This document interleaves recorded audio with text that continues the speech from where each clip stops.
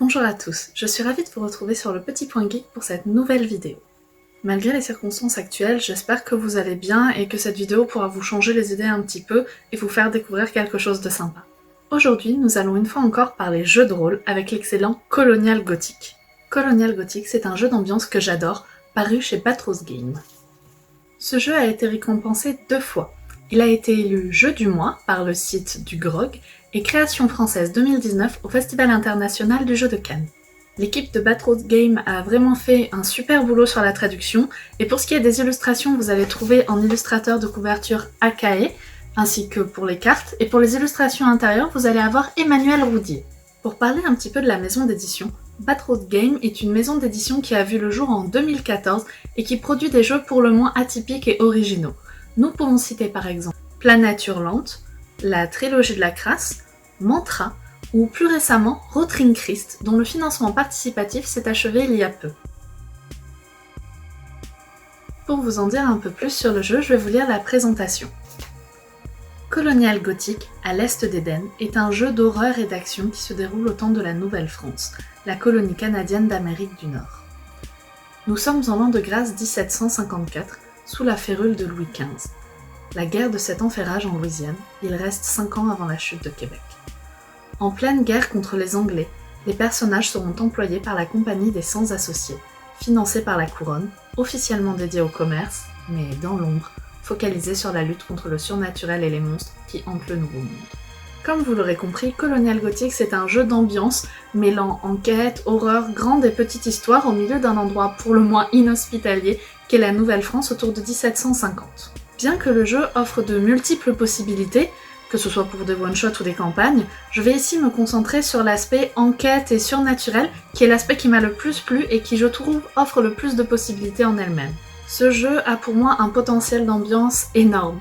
Les colons qui arrivent par bateau de France arrivent à Québec, souvent en belle saison, ils voient le soleil, les forêts vertes, les grandes étendues de champs, les animaux qu'ils ne connaissent pas, les fruits et les légumes qu'ils découvrent, certains y voient même un paradis perdu retrouvé. Ceux-là sont malheureusement souvent bien vite rattrapés par la réalité. Les hivers sont horriblement durs, les conditions de vie et même de survie sont extrêmes. Les températures sont basses, les Indiens sont présents et souvent inhospitaliers, les habitants se retrouvent confrontés à une misère nouvelle, sans compter les Anglais et les choses étranges qui peuvent se passer parfois de manière très sanglante et inexpliquée. Nous allons maintenant parler un petit peu plus de ce que vous pouvez jouer à Colonial Gothic. Vous jouez des personnages qui ont été engagés par la Compagnie des Sans Associés. C'est une compagnie marchande renommée spécialisée dans la vente de fourrures prisées sur le vieux continent. Mais vous n'avez pas été engagé pour gérer ce genre de choses. Que vous soyez une coureuse des bois, habituée à arpenter la forêt sombre, un chaman indien capable de parler aux esprits, un alchimiste aux potions redoutables, un colon vigoureux, ou Dieu sait quoi encore, votre tâche va être tout autre. En effet, les Sans Associés ont une mission plus secrète dont vous allez faire partie. Il faut combattre les forces du mal. Les forces du mal qui vont s'infiltrer dans la colonie, voire même gêner son expansion. Peut-être d'ailleurs avez-vous déjà été témoin lors d'une chasse dans la forêt de choses étranges. Peut-être avez-vous vu une créature qui ne vous a pas paru naturelle traîner derrière elle le corps sanglant d'un colon. Peut-être avez-vous entendu des cris étranges dans la nuit, ou bien avez-vous frissonné à chaque fois que vous deviez passer devant cette ferme flambant neuve et pourtant semblant abandonnée. Quoi qu'il en soit, la compagnie a vu en vous un potentiel et vous a engagé. Vous serez mandaté pour enquêter, comprendre et résoudre les problèmes autant que faire se peut, tout en essayant de garder votre vie et votre esprit sain. Je n'en dirai pas énormément plus sur le background parce que je ne voudrais spoiler personne, mais c'est vraiment un jeu intéressant. Il satisfera tout autant les amateurs d'enquête occulte que les personnes férues d'espionnage ou de jeux historiques ou même encore tout simplement de jeux d'action. Parlons un peu du système. C'est un système très simple à base de dés 12. Oui, ce sont des dés qu'on n'utilise pas souvent, ce sera justement l'occasion. Pour jouer, il vous faudra 2 dés 12, tout simplement. Pour faire une action, ajouterez le bonus d'attribut, ce qui est les caractéristiques, et le bonus de compétences. Les scores devront égaler ou dépasser 12. Les marges de réussite, qu'elles soient en négative ou en positive, serviront à expliquer ce qui se passe et auront un rôle important dans les combats. Si ma coureuse de bois essaye d'observer quelque chose, elle fait un jet d'observation. Elle lance 2 dés 12, elle ajoute son modificateur de plus 2 de sa compétence et son modificateur de raison plus 2, ce qui lui fait un bonus de plus 4. Elle jette les dés et mettons fait 5 et 7. En additionnant le bonus de 4, elle obtient 16. J'ai donc réussi mon action. S'il avait fait nuit, s'il avait plu, s'il y avait eu quoi que ce soit qui aurait pu gêner mon jet, j'aurais évidemment eu un malus, et à contrario, si quelque chose avait pu rendre mon jet plus simple, j'aurais eu un bonus. En effet, dans ce jeu, ce n'est pas le seuil de difficulté qui va varier, il ne va pas falloir que j'atteigne 14, 15, 16, 23, 32, non, ce vont être les bonus et les malus qu'on va attribuer aux joueurs. Par exemple, si l'action est très difficile, je vais pouvoir exiger d'imposer un -4. Les pré-tirés sont d'ailleurs bien faits à ce niveau-là parce que sur la fiche de personnage, comme vous pouvez le voir, entre parenthèses, en face de leurs compétences, on va trouver le bonus cumulé de l'attribut et de la compétence, ce qui va faciliter le calcul aux joueurs et fluidifier les parties. J'aimerais parler d'un élément que j'ai trouvé intéressant au niveau du jeu, c'est la santé mentale. Alors c'est un concept qui va être familier aux adeptes de Cthulhu. La santé mentale, c'est ce qui va traduire la raison de votre personnage. Ce qui va l'ancrer dans la réalité et ce qui va le maintenir lui-même face aux horreurs qu'il va pouvoir voir, qu'elles soient d'origine surnaturelle ou non d'ailleurs. Et bien dans ce jeu, nous avons un système de santé mentale à gérer.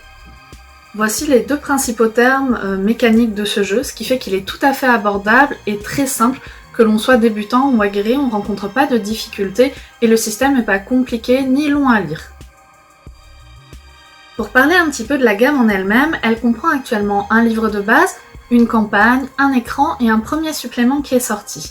Je vais me concentrer ici sur le livre de base et le supplément, qui sont les livres que j'ai et qui m'ont paru essentiels pour jouer. Le livre de base que vous pouvez voir fait 130 pages, il est en couverture rigide, j'ai beaucoup aimé l'illustration, l'intérieur par contre lui est en noir et blanc, ce qui n'est pas gênant je trouve et qui retranscrit très bien l'époque et l'impression du jeu. Colonial Gothic, ce n'est pas un jeu à secret. Une fois que vous avez lu le livre de base, vous avez toutes les cartes en main. Vous avez les tenants et les aboutissants de la guerre, vous avez tous les éléments concernant la partie étrange, notamment avec un magnifique bestiaire amérindien, très original qui m'a beaucoup plu.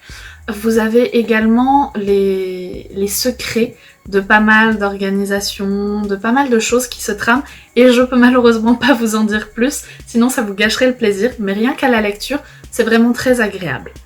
Dans ce livre, vous trouverez donc les règles, les étapes de création du personnage, les habitudes de vie, un guide de la Nouvelle-France, parce que c'est pas évident de savoir comment on vit au Québec en 1750, mais également un scénario, des pré-tirés et des informations évidemment sur tout ce qui va se passer. Je vais donc maintenant vous parler du supplément. Colonial Gothic, le premier compagnon. Comme vous pouvez le voir, il est en format souple. Pareil, la couverture magnifique est en couleur et l'intérieur est une fois de plus en noir et blanc, mais avec une mise en page soignée. Si le supplément n'est pas indispensable pour jouer, il m'a paru vraiment intéressant de le lire. En effet, dedans, on va avoir toutes les informations et les détails sur la mystérieuse compagnie des sans-associés qui emploie vos joueurs. On voit qui est à sa tête, ce qui se passe en interne, et on a plein de pistes de scénarii pour lancer des choses un peu plus abouties avec des personnages un petit peu plus expérimentés. Le supplément s'ouvre d'ailleurs avec une nouvelle qui est racontée à la première personne et qui en quelques pages nous permet de nous immerger totalement dans cette colonie française. Le supplément ne s'arrête pas là, évidemment, il va proposer aux joueurs et aux MJ de créer tout simplement un comptoir de commerce qui va permettre aux joueurs d'être responsables de ce comptoir avec tout ce que ça peut engendrer. Ils vont devoir le gérer, ils peuvent s'en servir peut-être comme couverture pour une mission. Il y a énormément de possibilités, vous le verrez en lisant. Si cela ne vous suffisait pas, vous trouverez tout au long de ce livre des amorces de scénarios, des petits points avec des passages historiques, des personnages au background et aux catégories détaillées que vous pouvez faire jouer ou intervenir selon les goûts, mais également 3 scénarios dans 3 ambiances très différentes. La première est une enquête sombre auprès du peuple Huron, les Indiens. Ensuite, vous allez avoir un scénario pour des personnages à mon sens un peu plus expérimentés, qui va mélanger intrigue politique et alchimie.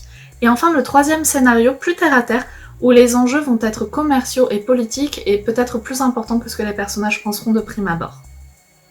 Si je résume, dans ce supplément, vous avez 3 scénarios, le détail de ce qui se passe et de ce qui compose les sans-associés, une nouvelle, des précisions historiques et tous les mécanismes de création de comptoir avec une carte et des amorces de scénarios, ce qui me permet très bien.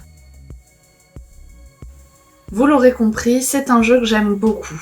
C'est un jeu d'ambiance qu'honnêtement je pense préférer à Cthulhu. Même s'il est difficile de comparer deux jeux, déjà parce qu'ils ne se passent pas à la même époque et que ce n'est pas exactement la même chose, dans Colonial Gothic, j'ai aimé le fait que les joueurs savent. Ils savent qu'il se passe quelque chose, même s'ils n'en mesurent pas toutes les conséquences et toute l'ampleur. Ça permet de jouer en tant que joueur différemment la peur, l'appréhension. Ça donne lieu à moins de méta-jeux. De plus, j'ai apprécié le changement d'époque. Le fait qu'on joue autour des années 1750 fait que l'année est suffisamment éloignée pour que je sois totalement dépaysée, mais en même temps suffisamment proche et suffisamment évoquée dans la littérature et dans les films de mousquetaires ou autres pour que j'ai quand même quelques références visuelles ainsi que mes joueurs. C'est un jeu qui a vraiment beaucoup de potentiel et je trouverais dommage de ne pas l'exploiter. Il est totalement jouable en one-shot comme en campagne et les gens à qui on l'a fait essayer ont adoré.